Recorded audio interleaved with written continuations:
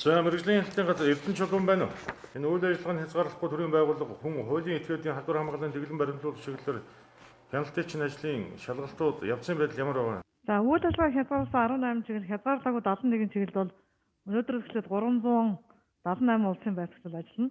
Одоо бид нар бол зөвлөн туслахгүйгээр урьдчилаад бид нар өнгөрсөн жилээс бүтэн жилийн хугацаанд ковидын хяналтыг хийж учраас зөрчил гаргасан газрууд дээр шууд арга хэмжээ авч тооцож явахаар ийм шийдвэр гаргаж байгаа. Энэ 7 хоногоос эхлээд хаана зөрчил гарна тэрэн дээр шууд арга хэмжээ аваад олон нийтэд зарлж явахаар бол Зөвлөө туслаад хэмж үнэхээр шаардлага биелүүлэхгүй бол дараагийн шатны арга хэмжээ авахаас арга байхгүй шүү дээ. Энэ цаг хугацаа гэдэг өрн дулааны цаг ирж байна. Барилгын салбар ямар хүнд хөдөлгөөнтэй байна. Хувийн эрхлэлийн салбар ямар хүнд цохолт авсан байгаа вэ? Энэ дээр нь бас нийслэлийн төрийн захиргааны байгууллагын зүгээс бид нар бүх төрлийн дэмжлэг үзүүлж ажиллах ёстой. За дараах хэд хэдэн үүрэг даалгаврыг өгнө.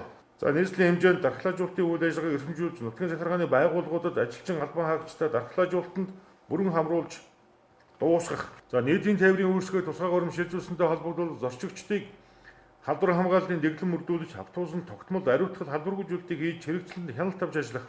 За нийслэлд хийгдэж байгаа инженерийн шугамшилжээний засвар шинжилгээний ажлууд дууссны дараах нөхөн сэргээлтийг чанар стандартын дагуу хийлгэхэд тогтмол хяналт авч ажиллаарай. Бүтээн байгуулалтаа хийждэг дээрээс нь ажиллаа хийдэг буцаагаад нөхөн сэргээлтийн ажлыг чанар стандартын дагуу хийхгүй байх гэсэн гомдлууд маш их ирж байгаа. Энийг анхаарад яг хуучин ямар байсан тэр хэмжээнд нь байлгах, тэр хэмжээнд нь хийх тийм стандартыг тавьж ажиллаарай гэдгийг бас хэлье. За нийслэлийн хэмжээнд орон сууцны хотхон хорооллуудын нунд орж гарцны асуудлыг шийдвэрлэх тухайн хорооллын иргэд сууц өмчлөгчний холбоотой санал солилцдог байнгын ажиллагаатай ажлын хэсгийг дүүрэг тус бүрээр байгуулж ажиллах шаардлагатай байна. Маш их тийм анхаарал хянамга сонор сэрэмжтэй мэдрэмжтэй ажиллаарай. За улсын онцгой комиссийн дэргэдэх эрдэмтдийн зөвлөлийн санал зөвлөмжийг үндэслэн олон улсын хүүхдийн эрхийг хамгаалах өдөр улсын хэмжээнд нийтэд тэмдэглэхгүй тухайн өдөр үйлчлэн худалдаа олон нийтийг хамарсан арга хэмжээнүүд зохион байгуулахгүй байхад анхаарч ажиллах ийм чиглэлтэй байгаа. За өнөөдөр засаг даргын шуурхай зөвлөгөөний хурлыг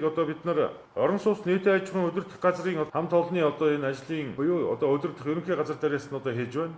Ер нь засаг даргын хөвдөд цаашлаад гол нийслэл Улаанбаатар хотод үйл ажиллагаа явуулдаг энэ агентлаг болон харьяа байгууллагаас очиж газар дээрээс нь бас энэ ажлын шуурхай хуралдааныг бас хийж их юм чиглэл бодлоготой байгаа. Энэ нь бол энэ байгууллага хамт олонны хийж байгаа ажилдаа танилцах, хоёрдугаарт бас энэ хамт олонны бодит нөхцөл байдал гэдэг бол бидний цаашдын үйл ажиллагаанд бол ихээхэн тийм тус нэмэр болох ийм чухал зүйл.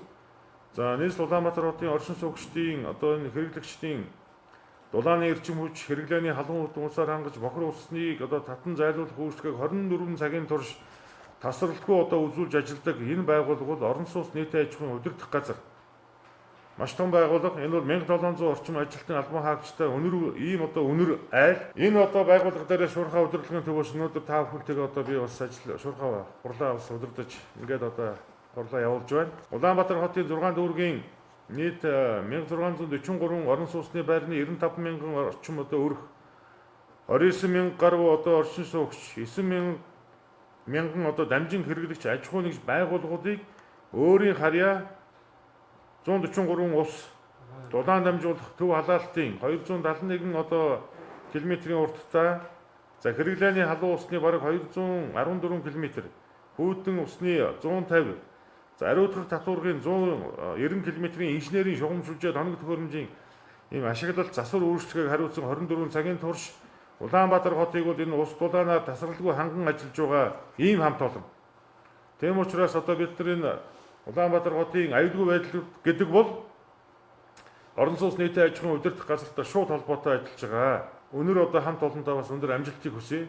Өнгөрсөн шуурхай хуралдааныг улс орны удирдах газар дээрээс бас хийсэн. За нийслэл Улаанбаатар хотоо цэвэр цэмцгэр саруул аюулгүй хот болохын төлөө хамтдаа бас хичээж ажиллахыг нийт хамт олонноос бас уриалж байна. Улаанбаатар хотын төсөв хүнд байгаач цаашдаа бид нар өөрсдийн дотоод нөөц бололцоогоо ашиглаж шаардлагатай хөрөнгө оруулалтын ажлууд, засвар үйлчилгээ, зам засвар, арчилгаа, ногоон байгууламжийг тарж ургуулах, ойжуулах, зөвлөгжүүлэх ажлуудыг бид нар цаашдаа хийж хэрэгжүүлэх болно. Тэгээ хамт олондоо энэ чин 7 хоногийнх нь ажлын өндөр амжилтыг хүсье. Дээр хичээж ажиллаарай. Улаанбаатар хотын дулаан хэмжээ хэрэглээний асуудал гэдэг үү? Энэ чинь орон сууцны хорооллууд барих гэдэг.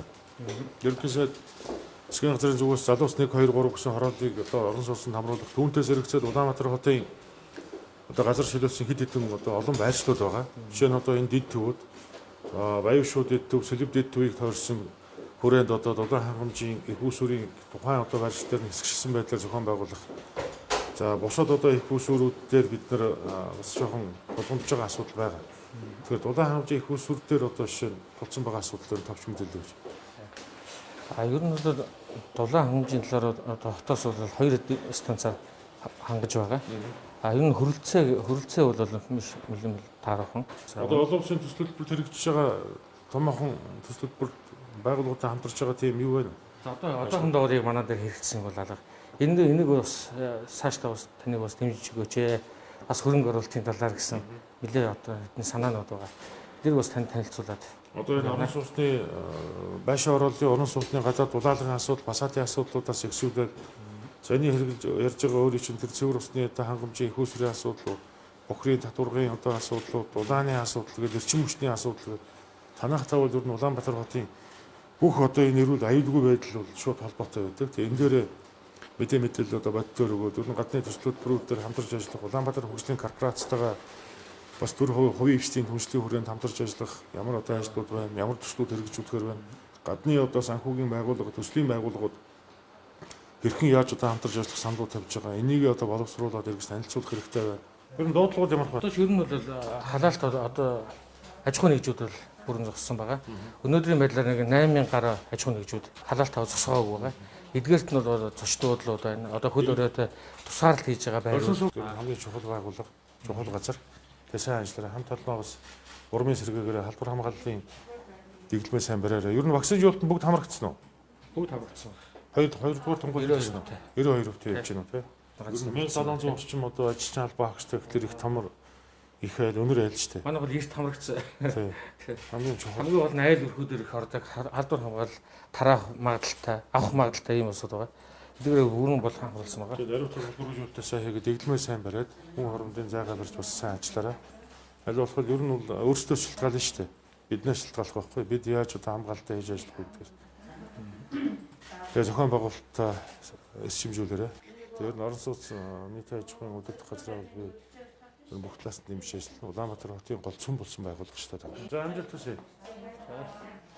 Яг энэ хөл өрөө тогтоосон хугацаанд орон сууц нийтийн аж ахуйн удирдах газрын ер нь яг хэрхэн ямар зохион байгуулалтанд орж тас иргэд аж ахуйн нэгжийн дуудлага гомдлыг шийдвэрлэж байж байна.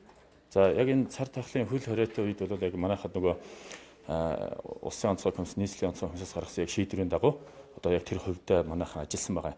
Манай ажлын онцлог бол яг хөглөр бид нар чинь мэдээж хэрэг орчин суугчдыг одоо ус дулаанаар хангах тийм ээ 24 цагаар одоо дуудлагыг хүлээж авах юм үйлчлэгээ явуулдаг учраас тэр үйлчлэгээ маань бол ерөнхийдөө хэвийн одоо явагдсан байгаа. Зүгээр яг энэ цар тахлын үед манай орон сууцны нийтийн аж ахуйн удирдах газар болвол одоо энэ халдвар хамгааллын дэглэмийг манай ажилтнууд бол одоо манай байгууллагын хувьд бол одоо өндөр хэмжээнд бид нар одоо хангаж ажилласан. Жишээ нь манай байгууллага бол өөрөө байгууллагын ажилчид бол өөрснөө эрсдэлд одоо орох бас бүрэн магадлалтай. Ягаад гэвэл одоо айл өрхүүдээр явж дуудлага хийдэг учраас мөн одоо манай хин нэгэн ажилтан өөрөө халдвар авсан тохиолдолд айлуудаар одоо халдвар тараах магадлалтай өөрөө бас айлаас халдвар авах магадлалтай. Ийм учраас одоо яг энэ дээр бол манай байгууллагын зүгээс халдвар хамгааллын дэглэмийг бол чамд сахиж одоо ажилласан байгаа. За манай орон сууцны аж ахуйн удирдах газар бол 19 салбар төвтэй. Тэгээ салбар төвүүд дээр ч гэсэн одоо тэр ариутгал тэр халдвар хамгааллын ажлыг хийсэн. За тэгээ манай ажилчдын бол одоо 2 дахь тунгийнхаа вакцинд бас бүрэн хамрагдсан байгаа. Жил бүрийн 5 сарын 1-ээс аж ахуйн нэгжүүд 5 сарын 15-наас айл өрхийн халаалтыг хааж дараа жилийнхаа оргил ачааллын өмнөх зуны засварын ажил эхэлдэг байгаа. Энэ жил мөн график хугацааны дагуу засварын ажлаа төлөвлөлөөд эхлүүлэхээр бэлтгэл ажил хангагдж байна. Энэ жил 5 сарын 1-ээс нийт аж ахуйн нэгжийн 17 орчим хувь буюу 1700 орчим аж ахуйн нэгжийн халаалтыг хаасан. Үлдэж байгаа 8000 гаруй аж ахуйн нэгжүүд амны орон сууцууд, орон сууцны байрны нэг давхурт байрладаг аж ахуйн нэгжүүд, мөн дээрээс нь бүх нийтийг дархлаалжуулахад зориулагдсан ашиглагдж байгаа сургууль цэцэрлэгийн байруудыг халаалтаар одоо хүртэл хангаж ажиллаж байна. Эдгээр аж ахуйн нэгжүүдийн халаалтыг 5 сарын 15-наас хаахаар төлөвлөж байгаа. 5 сарын 15-наас зуны засварын ажлаа графикийнхаа дагуу эхэлнэ. Тэгээд засварын ажил амжилттай эрт чанартай хийгдэж дуусна. Ирэх оны өвлийг давах бэлтгэл ажлын үр дүн түүнээс шууд хамаарах учраас манай хамт олон энэ ажилд онцгой анхаарал тавьж ажиллаж байна.